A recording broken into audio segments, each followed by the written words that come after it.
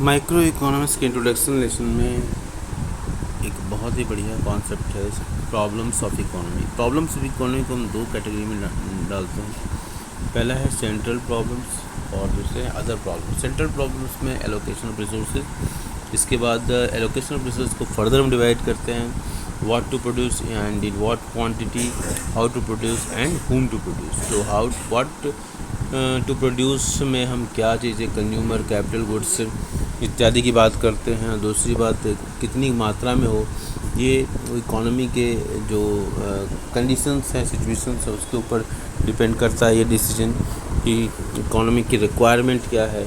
Economy को defence पर ज़्यादा एक्सपेंडिचर करना चाहिए या इकोनॉमी में कंज्यूमर गुड्स के ऊपर या फ्यूचर को देखते हुए कैपिटल गुड्स के ऊपर करना चाहिए। ये एक प्लानिंग का डिसीजन होता है। जैसे हमारे यहाँ प्लान है, प्लान मैंने 1950 में बने थे, 1951 से फर्स्ट प्लान चला था। तो अभी नीति आयोग है। तो इस बात पर डिपेंड करता है what to produce and what. इसके बाद दूसरा हमारा हाउ टू प्रोड्यूस, जो कि एलोकेशन ऑफ रिसोर्सेज का पार्ट है, सेंट्रल प्रॉब्लम का पार्ट है। तो एलोकेशन ऑफ रिसोर्सेज में अगर हम हाउ टू प्रोड्यूस की अगर हम बात करें तो यहाँ पर टेक्निक्स और प्रोडक्शन की बात की जाती है कि लेबर इंटेंसिव टेक्नोलॉजी को यूज़ करना चाहिए इकोनॉमी में या कैपिटल इंटेंसिव टेक्नोलॉजी को यूज़ करना चाहिए इकोनॉमी में। और ये इस बात पर डिपेंड करता है कि इकोनॉमी में कैपिटल सरप्लस की स्थिति में है या लेबर की कोई एम्प्लॉयमेंट की ज़्यादा ज़रूरत है। इस बात पर इसको डिसाइड किया जाता है। whom टू प्रोड्यूस में दो बातें निकल कर आती हैं कि प्रोडक्शन पर सबसे पहला तो अधिकार उन लोगों का होता है जो फैक्टर्स ऑफ प्रोडक्शन हैं, जो प्रोडक्शन के प्रोसेस में इन्वॉल्व हैं। दूसरा, हमेशा जब प्रोडक्शन होता है सरप्लस प्रोडक्शन को किन लोगों में डिस्ट्रीब्यूट किया जाए।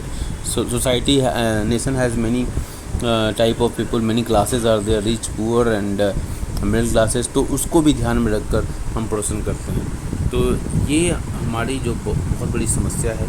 तो उसको हम कॉजेज़ ऑफ इकोनॉमिक प्रॉब्लम्स अगर देखें तो इकोनॉमिक प्रॉब्लम्स में पहले तुमने बताया कि प्रॉब्लम दो प्रकार के होते हैं, central problems and other problems. Central problems में मैंने बताया allocation of resources. Allocation of resources की जो समस्या है वो उसमें हमने what to produce and what quantity, how to produce and whom to produce रखा। इसके बाद दूसरे जो प्रॉब्लम्स है वो है efficient utilization of resource and growth of resources. इसी को यहाँ पर लिखा गया है कि causes of economic problems. Economic problems की कॉज क्या हैं? तो three main causes. Unlimited human wants, wants are unlimited, ये कॉज है कि वांट्स आर अनलिमिटेड। तो दूसरा हमारा लिमिटेड इकोनॉमिक रिसोर्सेज। रिसोर्सेज क्या होते हैं? लिमिटेड होते हैं, उसका एफिशिएंट यूटिलाइजेशन करना ज़रूरी होता है। और अल्टरनेटिव यूजेस ऑफ रिसोर्सेज, ये कॉज है।